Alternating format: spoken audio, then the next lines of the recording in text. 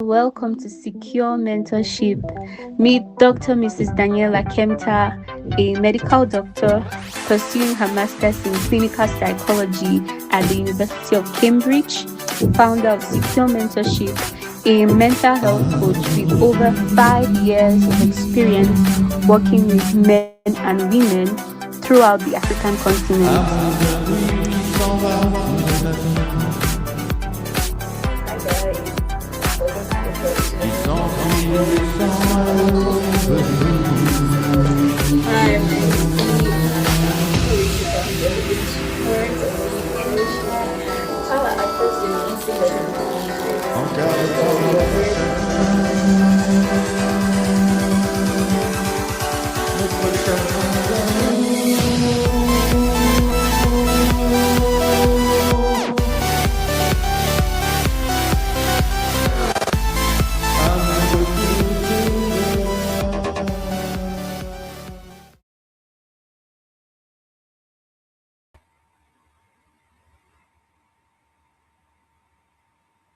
Hi there, everyone. Hi. How is everyone doing? I'm so excited for today's live session. Are you excited as well? If you've been missing our live sessions, now you sabi because today's own is going to be mind blowing. Please don't forget to keep the chat alive. That way, I know that you are following. Keep the chat alive. If you've not invited somebody to be here, what are you waiting for? What are you waiting for? Invite somebody. And if you're a flourisher in the house, come on now. Come on now. Let's flood the comment section with our favorite emoji. You guys know our favorite emoji in the flourish code. Let us let them know. Let us let them know that we are flourishers, okay? I want to see your comments. If I don't see your comments, I'm not starting today. If I don't see your comments, I am not starting today. Come on, guys, let's do this. Today's topic is really so interesting. So, today we are going to be talking about how to confront someone without either exploding or shutting down, because we know that many of the common responses are either to explode or to shut down or to retreat or to withdraw. Let me state the title again: How to Confront Someone Who Hurts You Without Exploding or Shutting Down. Are you ready? Have your paper and your pen with you because this is going to be very, very practical as usual. You know that most relationships, they don't end because there was a big explosion. They don't usually end with a big explosion even. They end quietly. So there was one unspoken hurt, right? One day someone just stops trying, someone just gives up and says, you know what, I've had enough. But here's what almost nobody tells you: the damage isn't usually caused by the conflict. The damage isn't usually caused by the conflict. It is caused by how many of us were taught to handle conflict. Are you with me?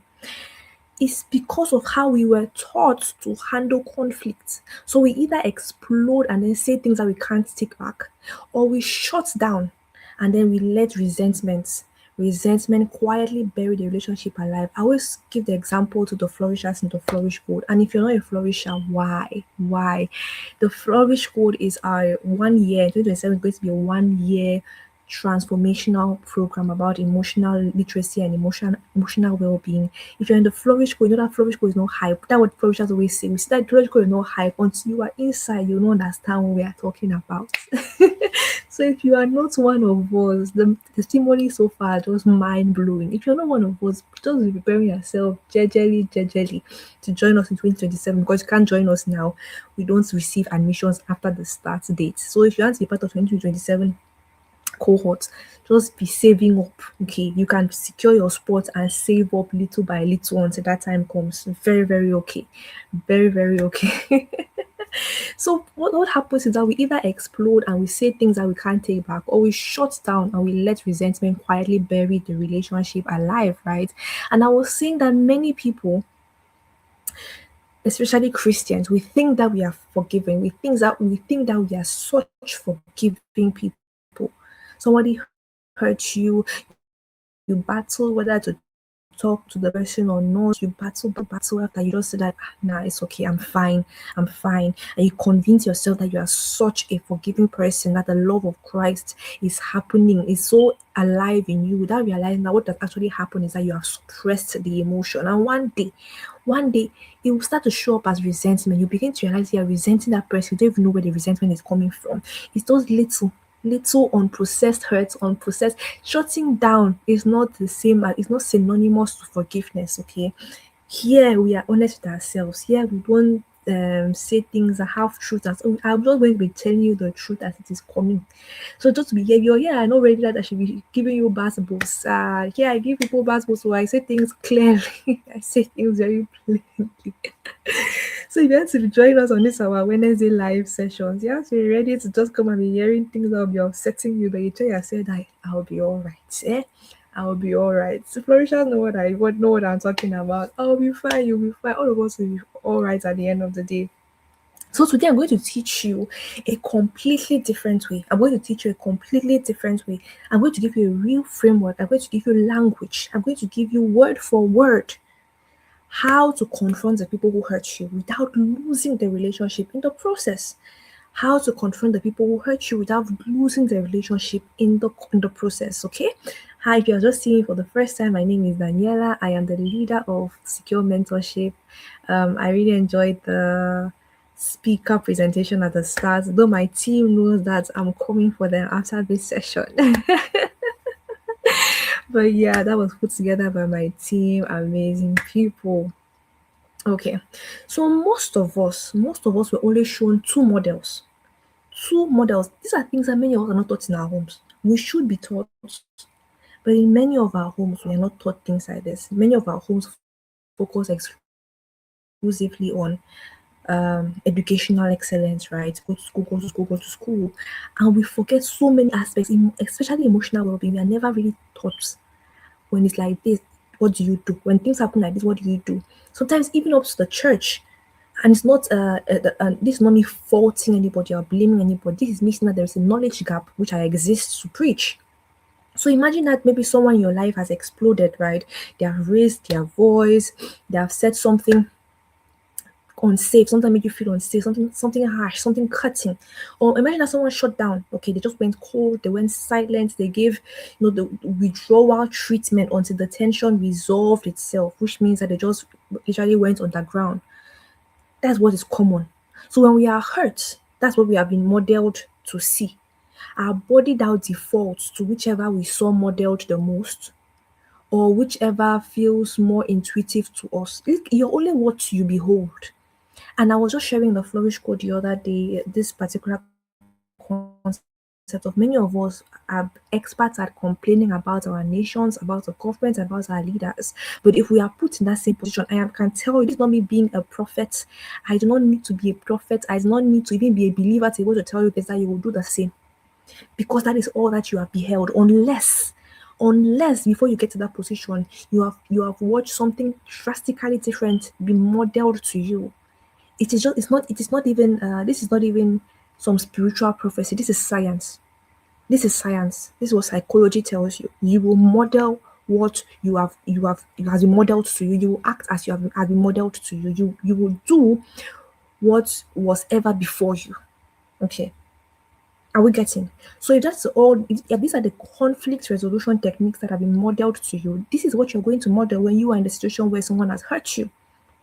Nobody sat us down and taught us that there's a third way, a way to actually say the hard things, say them clearly without destroying the relationship in the process. The third way exists. That's the good news for today. It exists and it is a skill. It's a skill that can be learnt. I am very big on telling us that many of these things are for emotional and mental well-being. It's not about personality trait. You either have it or you don't. It's either in your temperament or it's not. No, all of these things are skills. There are very, very, very, very few things that you either have or you don't. Most things are skills. So nobody has any excuse. Nobody going to stand before God and say, "Oh, I was not born that way. I was not nah." Nah, nah, nah, nah, nah, nah. It's a skill, and if it's a skill, it can be learnt. Which means that whatever your default has been until now, you can build a new one starting today if you're intentional. If you're intentional, are we together? So before we get to language, we need to understand what is actually happening in our body in that moment when you're hurt. Because you cannot use a communication technique when your nervous system is in survival mode. It will simply not work. And that is the part that nobody teaches you. When you're hurt by someone, your body has four possible responses, not just the two that we usually talk about. Four. Many of us have been taught about fight and flight in school, right? If you're a biology student or something, fight, flight responses, adrenaline, no adrenaline. But there are two more, and I'm going to tell you about them. Fight, let's talk about the ones that we know. Fight. So that's explosion, okay? Somebody hurts you and you just explode. You raise your voice, you use sharp words. Sometimes even before your fully processed what has happened, that's come out. Then there's flight. That one is avoidance. Okay, for example, you just leave the room, you change the subject, you distract yourself so that you don't have to feel what is happening. There's a third one, freeze, freeze, freeze. This one is about going blank. You just go blank. You know that something is wrong, but you can't find words. You can't find words in the moment, so they come out hours later. Maybe when you're in the shower, you suddenly all the things I wanted to tell that person that finally come out. And in the moment that things were happening, you just froze. Your mind went blank. Just like a deer, when you guys know that scenario of a deer crossing the road and a car is coming to hit it. Usually the deer doesn't run away; it just stands there and is staring because it's in a freeze mode. It's staring at what's about to happen. It cannot move. That's freeze. Then there's fawn. This is the least spoken about. Fawn. This is a quiet one. In this one, you immediately move to smooth things over. You move into whatever the person wants. The person wants you to apologize, even though you're the one who has been offended. You just give the apology. Usually, the people pleasing tendencies.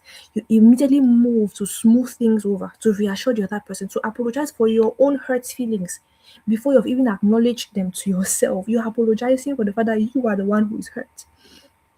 And there's a rare piece of knowledge that most people never get told. None of these are character flaws. The fact that you act in one of these ways doesn't mean that you have a character flaw. It is an automatic survival response. It was wired in you long before you even had a say in the matter. So, usually, from how conflict was handled in your early environment, you learn one of the ways that I've talked about. Okay, so you didn't choose your default, you didn't choose it, but you can learn to recognize it. That's the beautiful thing. You can learn to recognize, and that recognition is what creates the gap where choice becomes possible. I always talk about self awareness. Once you can become self awareness of, become aware of something that is happening, you're creating a gap where you can now act and respond instead of just reacting. You're creating a gap where you can choose your response. So, I want you to understand this concept I think is really important. There is a window in which your thinking brain and your feeling brain can work together. Your thinking brain, your prefrontal cortex, the part that is responsible for rational actions of your brain, and your feeling brain, your emotional brain, your amygdala, the one that is responsible for automatic responses, threat responses. When it's a threat, that one that just gets you into acts to run away, to do this.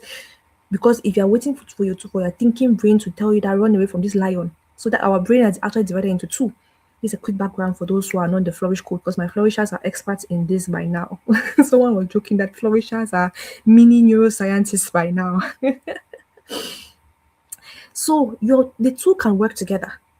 The two can work together where you become calm enough to think clearly, but activated enough to still care. So it's not talking when we talk about using your thinking brain, responding instead of reacting. It's not about going numb, not feeling it and just saying that let me just do the logical thing. Let me just do the logical thing. That's not what this is about. You have to be calm enough to think clearly, but still activated enough to care about the situation. But below that window, you go numb or you shut down. Above that window, you explode. Almost every confrontation that goes badly happens because someone tried to talk when they were outside the window, not when they were inside the window. Okay. So listen, your very first job before you say a single word to the person who hurt you is to get yourself back inside that window. Is to get yourself back inside that window. Not a calm that is pretending that nothing has happened. That's not what I'm talking about. I mean, getting yourself back to regulated. I mean, meaning your body is settled enough that your words can actually reflect what you mean. That's what I'm talking about. You are settled and regulated enough such that what you're uttering is actually what you mean. Okay. Listen, there's a cost for getting it wrong. Many of us have never been taught this. There's a cost that we have been paying in our lives. There is a cost. We don't talk about it enough. Every time that you explode instead of confronting somebody well, confrontation is not a bad thing. Many of us have been made to think that confrontation is the worst thing that can happen. Confrontation means that you care about enough about the relationship to do something about it. It means you care about that person enough to do something about it. This is unhealthy confrontation that is a problem. Conflict is not bad. Every relationship will have conflict. That's something that we can avoid. We cannot avoid conflict unless you're just going to be dishonest within the relationship, dishonest about your feelings, about your emotions. And that's what some relationships are about. Two people are in a relationship, but they're very dishonest about what they're actually feeling. We don't want that. We want you to be able to be honest in that relationship, that this has happened, you hurt me, and be able to resolve it. So that be able to resolve whatever conflicts come up, not ignore the conflicts, resolve them in a healthy way. Every time that you shut down instead of confronting well, you teach the people close to you that you will absorb anything silently. So they never learn that it was a problem. They never learn that it was even the problem in the first place until the day that you just finally leave, where it has become too much. Maybe you don't even leave, your body just shuts down from all the emotion that you have been carrying. And then everyone is left confused. What happened? What happened? Because you never told them. You never told them. You assume that people should know, or you try to hide it, or you feel like if you show people that you actually hurt, it will cost you the relationship. So many reasons, so many reasons. So both of those patterns, either shutting down or exploding, the exact they have the same outcome over some time. Okay, there is a quiet, there is a slow, often unnoticed outcome over time.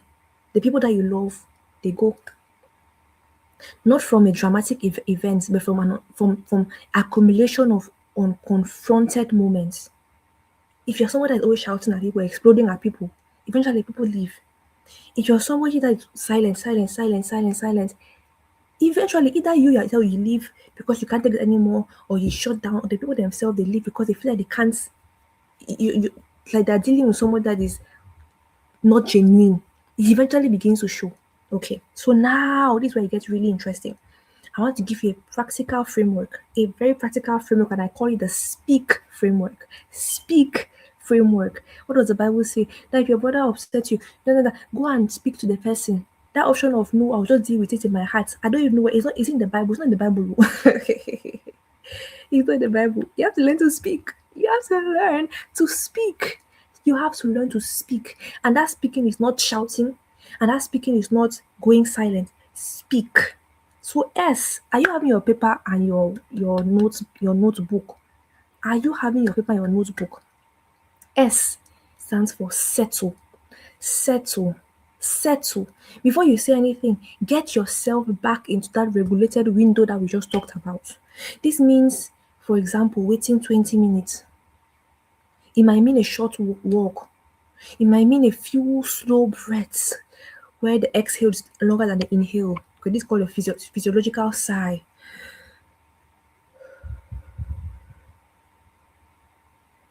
That alone, these are things that from my flourishers know. That alone signals safety to your nervous system. Simple, but life transforming. Do not skip this step, this settling step, because you feel the urge. Just get it out immediately. It's in your heart. You just want to let the person know your mind. Resist that urge. Resist that urge. That urge is the flight, not flight, fight response. That urge is the fight response talking. That's not clarity. That's not clarity.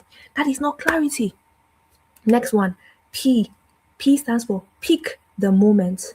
Pick the moment. Listen, timing changes everything. Not the story of Abigail and David.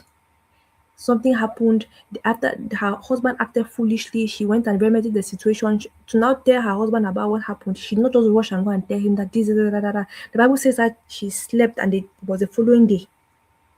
There was something about timing. Timing is not a minor thing. Timing can be the difference between a healthy confrontation and unhealthy confrontation. Never confront someone in front of an audience. It's part of the timing matter. Don't confront people in front of an audience. It activates their defensiveness before you have even said your first response. Because now their reputation is also at stake. It's not just what you are saying now, you're also putting their reputation at stake. So to do this, don't rush to go and do it in front of everybody that's seated somewhere with their friends. Da, da, da, da, da. Look for a place with them alone if it's safe to do so. Listen, if it is safe to do so, Or enter only with a few trusted people who understand what's about to happen. Listen, another one, never confront someone the instant that they walk into the house tired and they're tired, they are hungry, they are distracted. Don't avoid those three moments. The person is hungry, the person is tired, the person is distracted. If not, there's a particular emotional weight upon that person at that particular time. That's not the time for you to go and be saying, I want to confront you about this thing. Hey, wives, let's talk. And then your husband's heart is doing tuk tuk tuk. No, no, no, no, no, no. You want the other person's nervous system to actually also be available to hear, just as you have also regulated your nervous system before you are meeting them. You want their own nervous system to be ready to receive what you have to say. Ready to receive what you have to say. This is the little trick behind, and when kids want to ask something from their parents, you wait till your father has eaten, and he's happy. It's the same principle, and it's a powerful principle. It's not just something that is just done for doing sake. Okay, you want a nervous system to be available to actually hear you, not already depleted. Not already depleted. Ask for the moment directly, okay? Can we ask them, can we talk about something? Do you have 10 minutes? Nothing urgent, just something on my heart.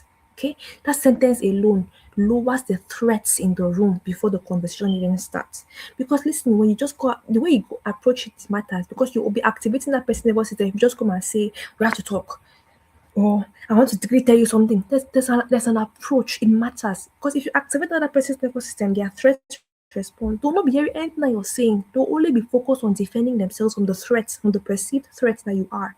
Are you getting something? Are you getting something? Okay. E. What does E stand for? It stands for express the facts. Express the fact, not the story. E stands for express the fact, not the story. And this is the step that most people get wrong, right? Most people get this wrong. We tend to open the conversation with our interpretation. You don't care about me. Instead of the actual facts. The story that you create is your interpretation of events, is not necessarily the truth. Focus on the fact. You didn't call when you said you would call.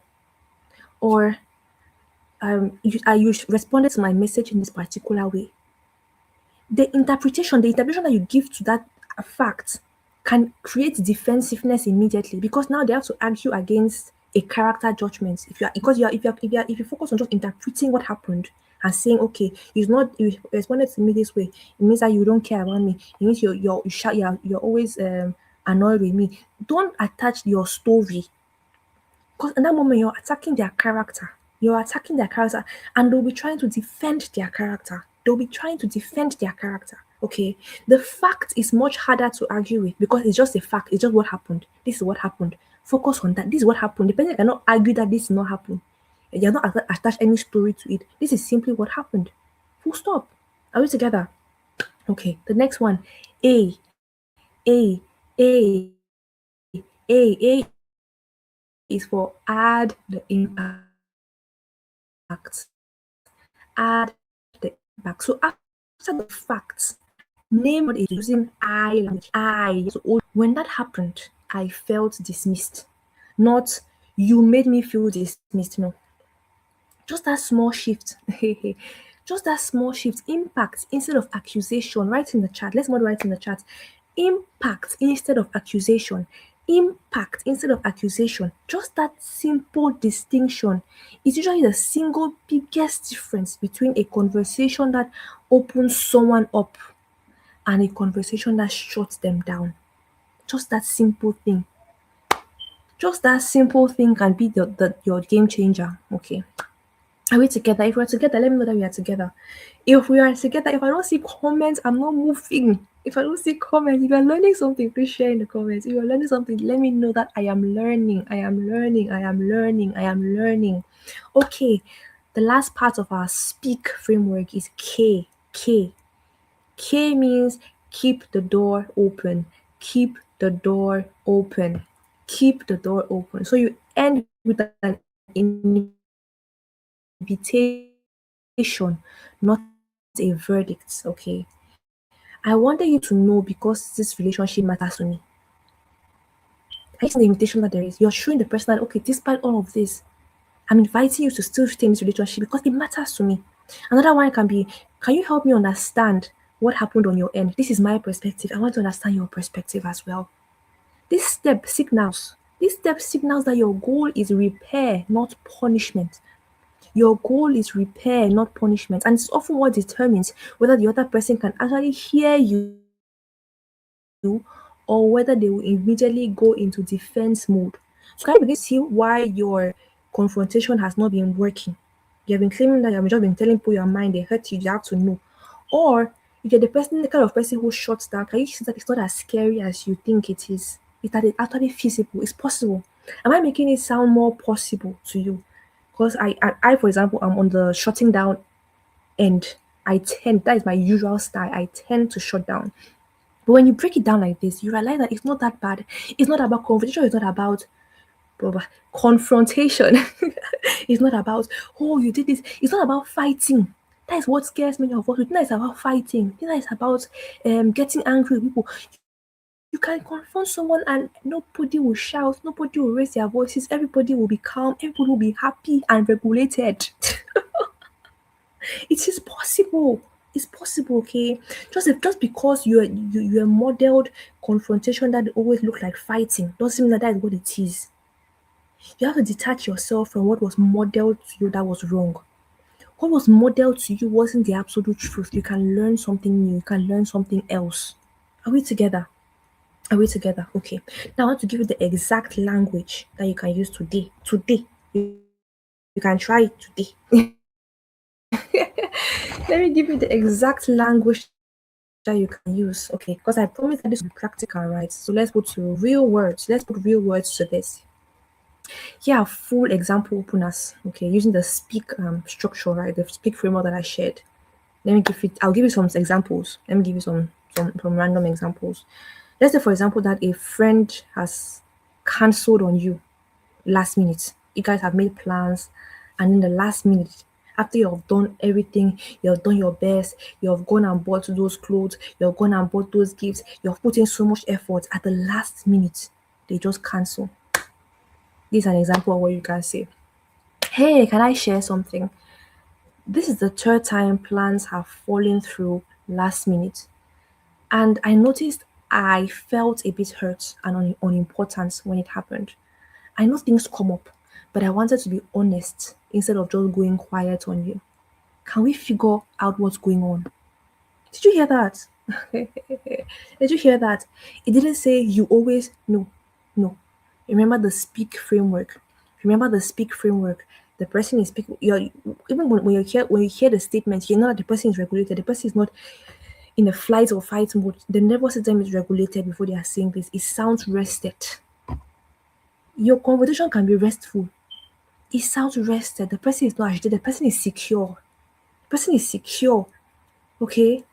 So the person is settled. P will be picking the moment. E, the person has expressed the fact, not the story. The person has said, oh, you always do this. You always disappoint us. You're such a disappointment. Yeah, that have not made a story out of the facts. They have simply stated the facts. 3 times in a row, you have cancelled plans last minute, or is it in a row? 3 times you have cancelled plans. That is the fact. I know I felt I did you didn't say you did I felt hurt. I felt unimportant. And then they invite the person they invite, can we figure out what's going on? An invitation, a warming. Even if you're the one that are confronted like that, would you not be happy to? You might feel offended, you might feel some hurt, okay?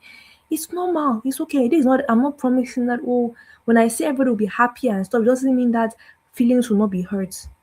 Conversations are hard conversations are will always be hard, but hard conversations still have to be hard. You still have to hard you still have to have hard conversations. Just because it is hard doesn't mean it shouldn't be hard. Okay? So it will usually be hard, and that's okay. I always tell my flourishers, it's okay, it will be hard, it's okay, it's not the end of the world, it's okay, do it. That's how you grow. That's how you grow. It's not because it's hard that you avoid, no. But you see that it is rested. Let me give another example. Let's say your spouse, husband, wife, whatever, fiance, whatever, they made a hurtful comment in front of others. My heart. You can say something like, can we talk about something from earlier? Not in the moment, not usually when it happens. Say, can we talk about something from earlier? When you made that joke about me in front of everyone, I felt embarrassed and I felt a little exposed. I don't think you meant it that way, which is why I wanted to tell you and talk to you about it instead of just carrying it quietly. The fact that I said I don't think you meant it that way is an invitation for them to tell you how they meant it. You're not attached a story. You're not attached a story to it. Okay.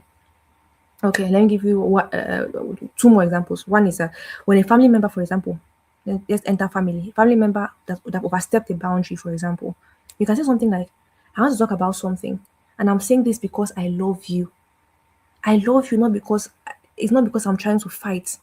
When you gave me that advice about my whatever, without me asking or whatever, I felt undermined.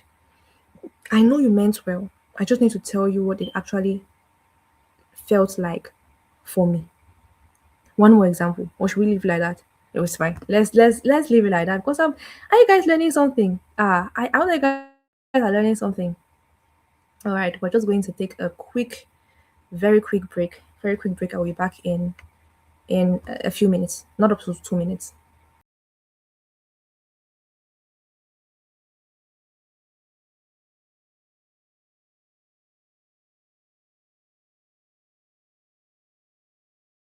Welcome to Secure Mentorship. Meet Dr. Mrs. Daniela Kemta, a medical doctor pursuing her master's in clinical psychology at the University of Cambridge, founder of Secure Mentorship, a mental health coach with over 5 years of experience working with men and women throughout the African continent.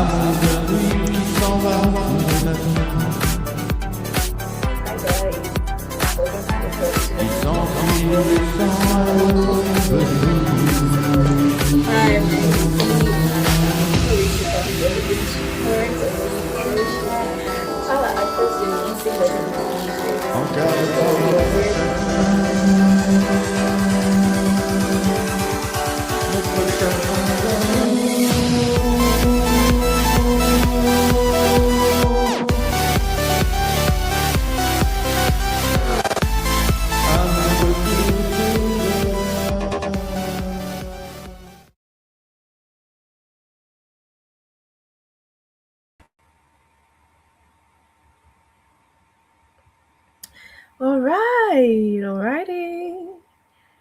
Alright, that was a well deserved break. I always tell the flourishers that they have to pay me because I'm a very quiet person when I talk. When I come on here, I talk as if I'm not a talkative person like that. So I'm a talkative person like that. I love the Flourish Code. If you're not a part of the Flourish Code, I really, really encourage you to join the Flourish Code.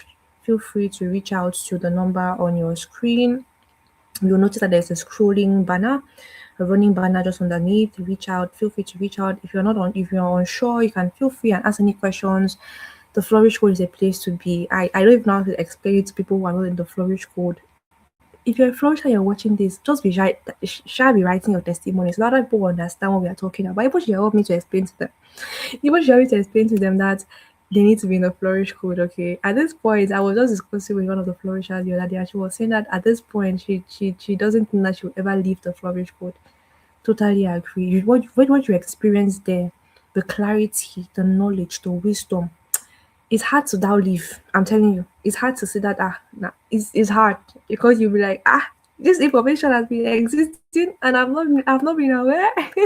And when you start seeing the impact it's having on your life in a practical way now, how you live to go to where just as that is a home, it's a home for many of us. But just 2 months in now, and it's mind blowing. So yeah, I'm really looking forward to seeing you guys. But let's continue. Because I'm here to give it to you, what? Bass boss. I'm here to give it to you, bass boss. Okay. Let's talk about something important. What if the other person reacts badly? What if you're doing all this regulated nervous system stuff and the other person reacts badly? Okay. So there's something important, okay? Because doing this whole process that I've described, doing it well doesn't guarantee unfortunately that the other person will respond well. You can't control another person's reaction. You cannot regulate their nervous system for them. You can create an environment where their nervous system can feel regulated and feel safe, but you can't do it for them. You can only regulate to your own nervous system. So if they get defensive, resist the urge to escalate to match their energy, or to collapse and take it all back. There's a kind of way that somebody will just yell at you, and or they'll become defensive, or they will get into a fight or flight mode where you just, or everything that you said, you just said like that, you just begin to take it back. So I'm sorry, I'm sorry. As no, in fact, I take it back as not meaning it that way. Resist that urge. There's a middle move that most people are never taught, that most people never use. Repeat your facts calmly. Did you hear that? Resist the urge to go to one of those extremes. Just repeat your facts calmly once without adding new accusations. Okay. Say something like, I hear that, I hear that, I hear that you didn't mean it that way. I hear that you didn't mean it that way. I still felt hurt when it happened, and I wanted you to know. Listen, you're not required to win the argument. That's not the aim. Are you getting me? The aim is not to win the argument. Let somebody write that in the comments. Because I think that's a limiting belief that many of us have. The aim is not to win the argument. You're only required to hold the truth clearly. That's all. That's the aim. I just want to be able to speak the truth clearly without passing judgment on any other person. Remember, it's just what happened, the facts, and how I felt when it happened. I'm not judging anybody. I'm not condemning anybody. I'm simply stating some facts in a calm, in a respectful, in a polite way. When your nervous system is regulated, it will come out as kind and respectful and polite. That's why we're talking about regulated nervous systems. Now you're not saying it harshly. The Bible says what? To speak the truth in love, not to speak the truth. Because some of you are using the truth as a weapon against people. That is not the truth that we're talking about. You have to speak the truth, but you have to speak it in love. And that's why your nervous system has to be regulated before you do that. If not, it will not come out in love. It will come out as an accusation. It will come out as condemnation. Okay. If the person shuts down or goes silent, so the person reacts the opposite direction, resist the urge to fill the silence by taking everything back just to end the person's discomfort. You can simply say, I don't need you to respond right now. I just wanted you to know how it made me feel. Because there's some people that you express yourself and then they'll just retreat. They'll just make as if you have just taken the whole world and thrown it on their faces, and like you've taken the whole world and put on their head, and they'll just go silent. They'll just withdraw. Resist the urge to try to cure their discomfort in that moment. Again, just state your facts calmly in a respectful way. This is what happened. I just wanted to let you know how I felt. We can talk more when you're ready. You don't need to answer me now. Okay. Then the next thing is to actually let it rest. Once you've spoken, you've said the truth in love, let it rest. Not as punishment, but as genuine space. Give the person space. But listen, there's a part also that almost nobody teaches or nobody is really talking about. A confrontation done well is successful the moment you've spoken the truth clearly and with care. Are you getting me? How do you know that confrontation has gone well? You speak the truth clearly and with care, regardless of how the other person receives it in the first moment. Their reaction is information about them, not about you.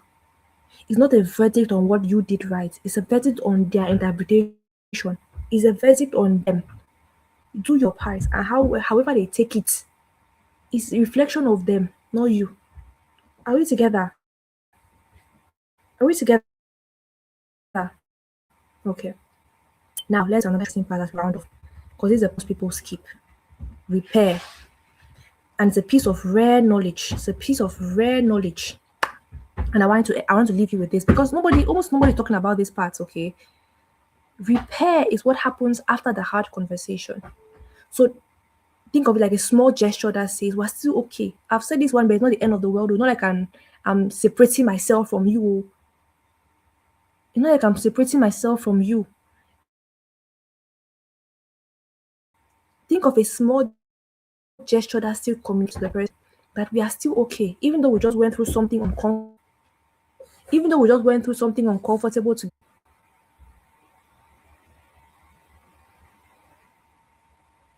Are we together? I think there was a small glitch on my end.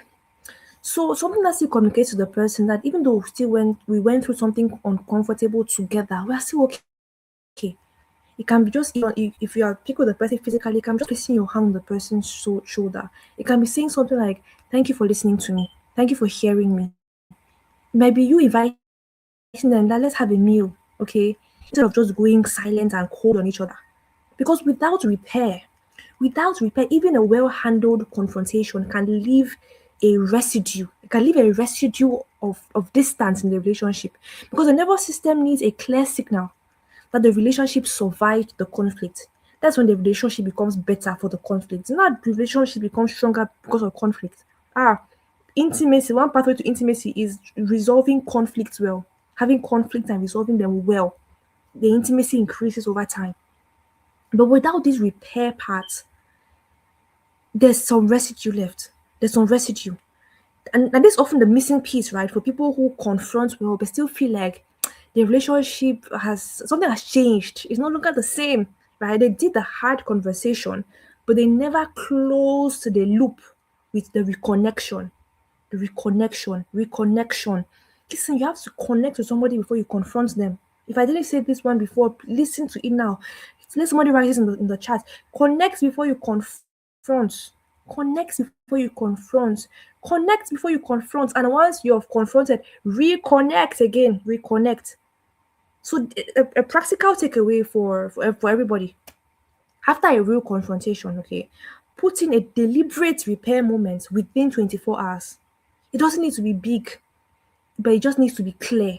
It just needs to pass across a clear message. It has to pass across a clear message. There's something I want to leave you with today because we are rounding off, right? I want to leave you with this today. Every relationship you have is either being slowly built or slowly eroded. Either being slowly built or slowly eroded by how you handle how you get hurt. There's no neutral ground. And you always get hurt. Duh. There's no escaping it. So you instead make or mar the relationship based on how you handle those moments when you get hurt. You don't need to become a different personality. I can imagine my introvert saying, "Oh, I wish I was just an extroverted person, so that when somebody hurts me, I just go to the person." It's not like that. The extroverts are still not handling it the right way. They are exploding instead of doing it the healthy way. You don't have to change your personality. You don't have to wish you had a different personality. No. And it's not about you just have to stop feeling hurt. When somebody hurts you, you're angry at yourself for feeling hurt. What how make it make sense? You're hurt. What is there to be angry about yourself that you're feeling hurt? It means it was important to you, whatever the person happened, it hurts you, and that's perfectly valid. That is very, very valid. How how do you want to if I just say that word is annoying me because I feel like it's really the influence of a lot of ignorance where you feel hurt and then you're angry at yourself for feeling hurt. No, no love. No love. Let me speak like my British. No love. It's valid. You're hurt, you're hurt. It hurts you, it hurts you. It shows that thing matter to you. That's all. What can you do? Force yourself for it not to matter to you. No. No. Okay. Does it even give you information about yourself that particular thing really matters to you? If it affected you so much that you felt hurt, okay. So it's not about changing personality, it's not about forcing yourself not to feel hurt. It's just about having structure for what to do when you feel hurt, what to do with the hurt. So it's neither about exploding in the relationship or burying your hurt in silence. No, no. And that structure is learnable. It is a skill like any other skill. I always talk about the fact that emotional well-being skills are skills like any other skill. If I can learn to be a goldsmith or whatever, if I can learn media skills and content creation, I can learn emotional well-being skills. It's not far-fetched. It's not far-fetched. And the people in your life who you are afraid of losing are worthy of you taking the effort that it takes to learn these skills, the effort that it takes to learn this skill. And that's exactly the kind of work that we do in the Flourish Code. We go deeper. It's a 1-year mentorship. Emotional intelligence isn't just discussed, it is actually practiced. Again, my Flourish, whenever I'm talking about the Flourish Code, people should help me. People should kuku help me. People should kukuma help me and explain. Flourish Code is not hype. We practice what we teach. It's not just about lessons, practical challenges, practical activities, real feedback, a real community that's supporting you. So a framework like Speak that I've just shared in today's video is a good starting point. It helps you to build the initial actual muscle, right? You're learning how to regulate in real time. You're learning the finding words in the moment, not just after the thing has happened many days later. You're in the shower and it just all comes back to you. And it takes practice. And practice is so much easier when you have people working with you and working with you, a community around you, a coach supporting you. So if today's video named something that you've been struggling with, whether it's exploding, whether it is shutting down, the relationships that have quietly faded in your life, it's not a coincidence. Okay, this is not a coincidence. I always talk about how I know that I'm a solution to my world. I'm the answer to many people's prayers. Many of you have been having difficulties. You've been asking God certain things, and see, God has sent the flourish code your way as an answer to those prayers. The problem is that will you recognize that it's an answer to your prayers, or are you waiting for the dramatic? You're waiting for God to come down. You're waiting for God to just change that person in your life. No, God will work on you first. God will work on you. That's how God does it. Does it? God will work on you. You're waiting for a miracle where you just wake up one morning and that hurt has just disappeared. That person has just apologized. You're not even communicated to the person that just apologized for everything that I've ever done to you. Will you recognize? And I always share with the flourishers, you know how many of the things that we have today we take for granted. When God provides solutions, when God sends people our way, we take for granted. Just for example, the fact they're able to fly from one country to another. Do you know that was a miracle back there? In many years ago, we had told Moses and the Israelites that one day people will be able to fly from one nation to the other. Now that just become commonplace for us. So things that are miracles, we have brought them down to knots, waiting for drama. It's not by drama. This might just be God's answer to your prayers. Feel free to reach out to the number on your screen. Feel free to reach out to the number of your screen. If you have any questions, you're not unsure what the Flourish Code is about, you're unsure about the payment details, you can book your slot. You just need 3,000 francs to book your slot. We're starting in 2027. If you book your slot with 3,000 francs now, how much does it cost you? 3,000 francs, how much do you use for transport, for food, for how much? Then compare with the cost of your emotional well-being, the relationships that have been destroyed in your life, the lack of peace that you are experiencing, the insecurity, the low self-esteem. Is 3,000 francs not worth infinitely less than the insecurity, the low self-esteem, the struggle, the lack of peace, the difficult relationship that you're currently experiencing, the emotional dysregulation that you're currently experiencing? Nobody can say this is expensive now. Nobody can say it's expensive. You book yourself to 3,000 and you have till January the 4th to complete. That's all. That's all. And the experience that you get for it, you will never, in fact, you will spend your whole life thanking the Lord. Thanking the Lord that you joined us. Thanking the Lord that, let my flourishers tell you now. You guys should check the comments. My flourishers will tell you. You have any questions about the Flourish Code, feel free to reach out. And yeah, thank you so much for being a part of this. Just before you go, just let me know which part of the speak framework do you find the hardest? Okay, is it the settling? Is it the timing? Is it like actually keeping the door open, the invitation? Tell me in the comments, okay? I genuinely want to know. I really want to know. Maybe that can even be the topic of our next video. If you tell me that if we get comments that say, oh, this particular part is really hard, maybe that might be the topic of our next video. Thank you so much for staying with me up to now for this one. I know, I don't take your time for granted. Thank you so much. And yeah, enjoy our outro video again.